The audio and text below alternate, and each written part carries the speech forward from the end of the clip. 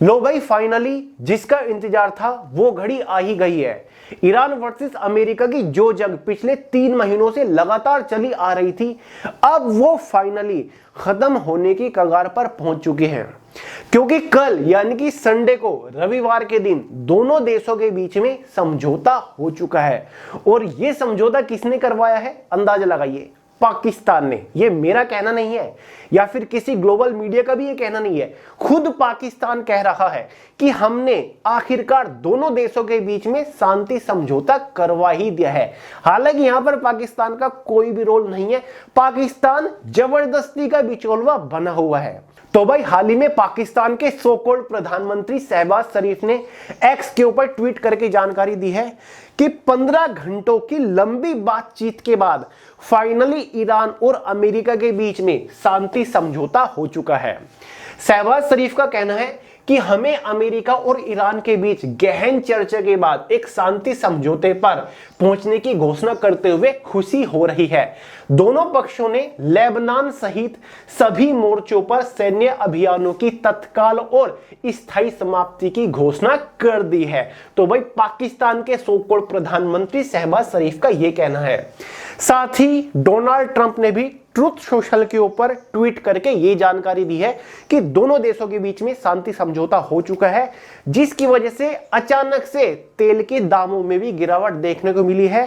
तेल का जो परिवहन है उसका आवागमन दोबारा से शुरू होगा और भी कई सारी चीजों की यहां पर बहाली होने की जिम्मेदारी डोनाल्ड ट्रंप ने ली है। तो चलिए मेरे भाई, पूरा मुद्दा यहां पर समझते हैं कि आखिरकार 3 महीनों के बाद दोनों देशों के बीच में समझौता क्या हुआ।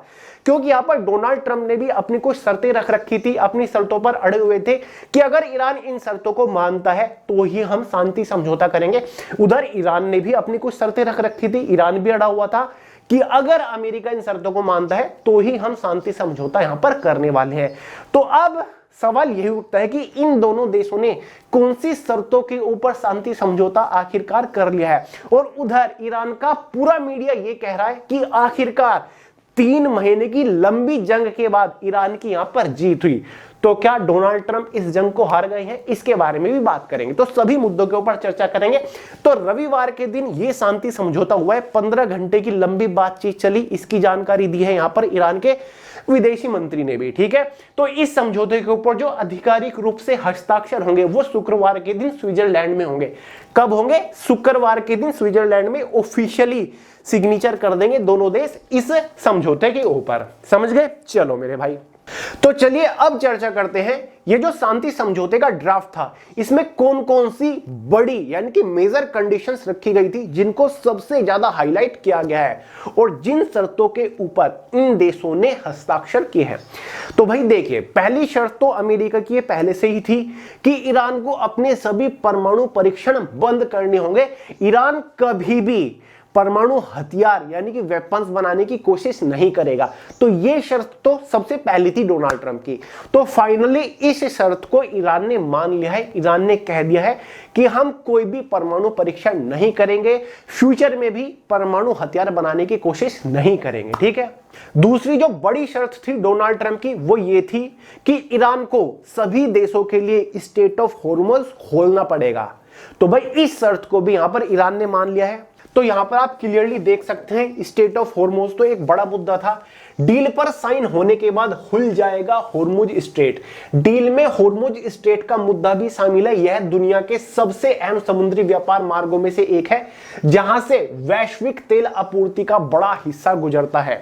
प्रस्तावित समझौते के तहत ईरान सभी व्यावसायिक जहाजों के लिए हॉर्मुज स्ट्रेट को तुरंत खोल देगा। इसके बदले अमेरिका ईरानी जहाजों और बंदरगाहों पर लगाई गई नौसैनिक नाकेबंदी समाप्त करेगा। अब देखिए दोस्तों, जब से जंग शुरू हुई थी ना 28 फरवरी से, तभी से स्ट्रेट ऑफ हॉर्मुज के ऊपर ईरान ने कब्जा कर रखा था। इसको पूरी तरीके से ब्लॉक कर रखा था। अगर किसी भी कंट्री का जहाज वहां से होकर गुजर रहा था, तेल का परिवहन कर रहा था, तो उसके ऊपर ईरान अटैक करता था। ठीक है, तो यानी कि तेल के जितने बड़े टैंकर थे वो वहां पर फंसे हुए थे, जिसकी वजह से तेल के जो प्राइस है वो हर एक कंट्री के अंदर बूस्ट कर गए थे, बढ़ गए थे। भारत में भी तेल के प्राइस इसी वजह से बढ़े। भारत तो बहुत सारी ऐसी चीजें हैं जो कि इन अरब देशों को नहीं भेज पा रहा है, तो भारत का तो बहुत ज्यादा नुकसान हो रहा है स्ट्रेट ऑफ हॉर्मोज की वजह से। इस बार आम का सीजन आया है तो भारत तो अपने आम भी नहीं भेज पा रहा है, क्योंकि भारत के जो आम जाते हैं वो ओमान में जाते हैं, कुवैत में जाते हैं, साथ ही सऊदी में जाते हैं।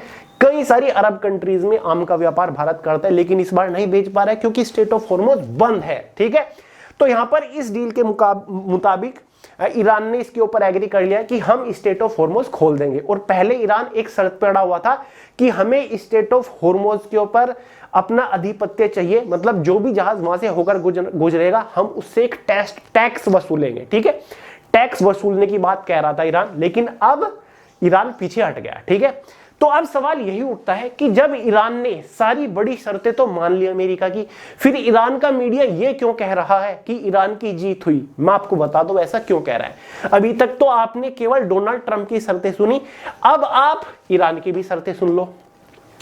तो भाई ईरान की पहली जो शर्त थी वो ये थी कि जो अमेरिका ने, डोनाल्ड ट्रंप ने, यानी कि अमेरिका की नेवी ने जो ईरान के बंदरगाहों की नाकाबंदी कर रखी है वो तुरंत हटानी पड़ेगी। ठीक है, ईरान के आसपास के एरिया में जो अमेरिका अपनी सेना को बढ़ा रहा है, ठीक है, आसपास की कंट्रीज में जो एयरबेसेस बना रहा है ईरान को दबाने के लिए, उसमें बढ़ोतरी नहीं करेगा।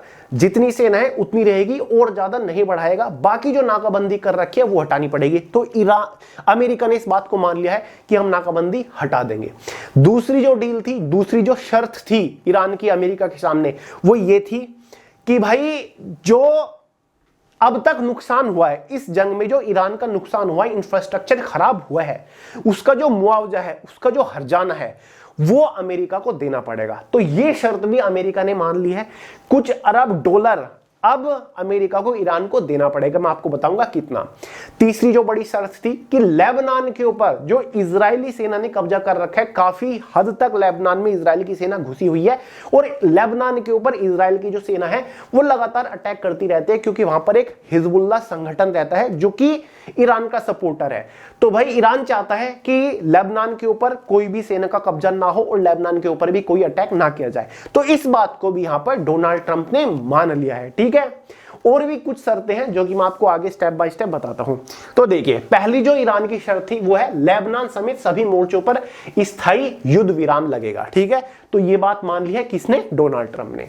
दूसरी चीज, अमेरिका की ओर से ईरान के आंतरिक मामलों में हस्तक्षेप न करने की प्रतिबद्धता।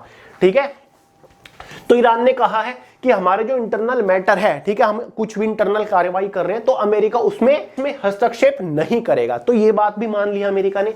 30 दिनों के भीतर अमेरिकी नौसेना नाकाबंदी हटाएगी। तो भाई इस डील के मुताबिक आने वाले 30 दिनों के अंदर, ठीक है, चाहे वो 2 दिन बाद हटा ले, यानी कि जो फाइनल डेडलाइन है वो 30 दिन है, 30 दिनों के अंदर नाकाबंदी, यानी कि जो नौसैनिक है आसपास ईरान के, वो सारे के सारे हटाने पड़ेंगे। ठीक है, तो ये बात भी मान लिया डोनाल्ड ट्रंप ने। 30 दिनों के भीतर ईरानी व्यवस्थाओं के तहत हॉर्मुज स्ट्रेट को फिर से खोला जाएगा। तो ये शर्त तो मान लिया, 30 दिनों के अंदर स्ट्रेट ऑफ हॉर्मुज खुल जाएगा। अमेरिका और उसके सहयोगियों की ओर से ईरान के पुनर्निर्माण के लिए कम से कम 300 अरब डॉलर देने की योजना बनाई गई है। यानी कि ईरान की जो व्यवस्था खराब हुई है, इंफ्रास्ट्रक्चर खराब हुआ है, इस जंग की वजह से ईरान को जो नुकसान हुआ है, अब उसकी भरपाई ईरान अमेरिका को करना पड़ेगा, साथ ही अमेरिका के सहयोगी देशों को भी करना पड़ेगा। फिर चाहे उसमें फ्रांस हो या फिर ब्रिटेन हो या फिर जर्मनी हो या फिर भाई इजराइल हो, इन सभी देशों को भरपाई करनी पड़ेगी। और कम से कम 300 अरब डॉलर की मांग करी है ईरान ने, और यह बात भी मान ली है डोनाल्ड ट्रंप ने। साथ ही ईरानी तेल और ऊर्जा उत्पादों पर लगे प्रतिबंध समाप्त करने होंगे। ठीक है, तो ईरानी तेल के ऊपर, साथ ही ऊर्जा उत्पादों पर काफी सारे प्रतिबंध लगा रखे हैं डोनाल्ड ट्रंप ने, अमेरिका ने, तो वो भी हटाने की मांग करी है ईरान ने। परमाणु हथियार नहीं बनाने की ईरान की प्रतिबद्धता, ये मान लिया ईरान ने कि हम परमाणु हथियार नहीं बनाएंगे। एक शर्त है, अमेरिका की ओर से क्षेत्र में अपनी सैन्य मौजूदगी नहीं बढ़ाने और नए प्रतिबंध नहीं लगाने की प्रतिबद्धता, यानी कि नए प्रतिबंध नहीं लगाने हैं, जो लग रहे हैं वो ठीक है, उससे ज्यादा प्रतिबंध नहीं लगाने हैं ईरान के आसपास या फिर ईरान के क्षेत्र में। तो ये भी ईरान ने शर्त रखी। ठीक है, तो अब देखिए, अब यहां पर ईरान क्या कह रहा है कि हमारी जीत हुई। ठीक है, अब जीत अगर बताइए तो भाई किसी की नहीं हुई इसमें, अगर देखा जाए। ठीक है, क्योंकि डोनाल्ड ट्रंप क्या चाहते थे, डोनाल्ड ट्रंप चाह रहे थे, डोनाल्ड ट्रंप का जो कहना है कि हमने अटैक क्यों किया ईरान के ऊपर, वो इसलिए किया क्योंकि ईरान जो है परमाणु परीक्षण कर रहा है, परमाणु हथियार बना रहा है, जो कि दुनिया के लिए खतरनाक साबित हो सकता है। ठीक है, तो डोनाल्ड ट्रंप तो इस वजह से खुश हो रहे हैं, डोनाल्ड ट्रंप तो अपनी जीत इसलिए बता रहे हैं दुनिया के सामने क्योंकि हमने ईरान को दबा लिया है, ईरान से जो हम चाहते थे वो हमने मनवा लिया है। ठीक है, लेकिन ईरान अपनी जीत क्यों बता रहा है? ईरान जीत इसलिए बता रहा है क्योंकि ईरान ने आज तक कबूला ही नहीं, ईरान तो ये कहता है कि हमने तो परमाणु परीक्षण किए ही नहीं, हम तो परमाणु हथियार बना ही नहीं रहे थे। ठीक है, तो ईरान इस वजह से अपनी जीत बता रहा है कि लो भाई हमने तो अपनी शर्तें मनवा ली। हालांकि ईरान भी अपनी शर्तें नहीं मनवा पाया, स्टेट ऑफ हॉर्मुज ईरान को खोलना पड़ रहा है। ठीक है, साथ ही बहुत सारी चीजें करनी पड़ रही हैं, लेकिन फिर भी दोनों की शर्तें यहां पर मानी गई। जो भी हुआ, जैसे भी हुआ, सब कुछ हो गया। लेकिन अगर देखा जाए जीत इसमें किसी की नहीं हुई, इसमें केवल नुकसान ही हुआ है, दोनों देशों का नुकसान हुआ है। उसके अलावा जितनी भी कंट्रीज है, अरब कंट्रीज का तो बहुत ज्यादा नुकसान हुआ है, चाहे वो जॉर्डन हो, ओमान हो, कुवैत हो, सऊदी हो, यूएई हो, सभी कंट्रीज का भर भर के नुकसान हुआ है। तो इसमें केवल नुकसान हुआ है, फायदा इसमें कुछ नहीं हुआ है।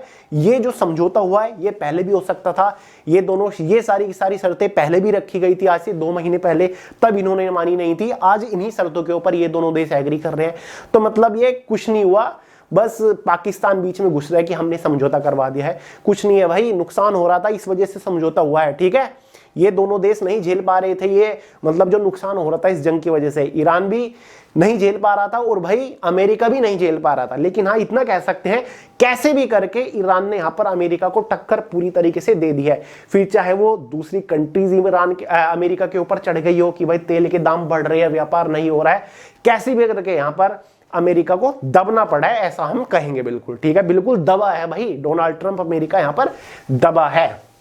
तो तभी तो ये सारी की सारी चीज देनी पड़ रही है अब डोनाल्ड ट्रंप को। वैसे ये सारी की सारी शर्तें इन्होंने 2 महीने पहले रखी थी, इन शर्तों के ऊपर पहले भी समझौता हो सकता था।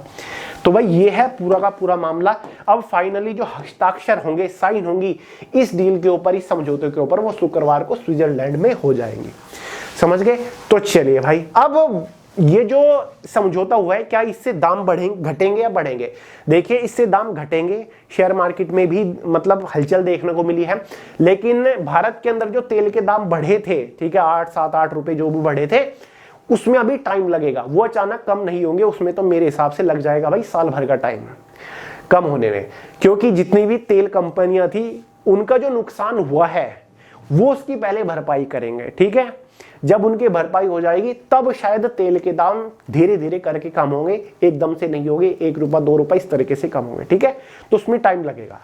तो चलिए मेरे भाई, फाइनली जिसका इंतजार था वो चीज हो चुकी है काफी लंबे टाइम के बाद, हालांकि ये चीज पहले भी हो सकती थी। तो चलो भाई, इस वीडियो में इतना ही था। वीडियो पसंद आती हो तो लाइक कर दिया करें, दोस्तों के साथ शेयर करना, चैनल को सब्सक्राइब करना मत भूलिएगा। मिलते हैं अगली वीडियो में बहुत ही जल्द, तब तक के लिए जय हिंद।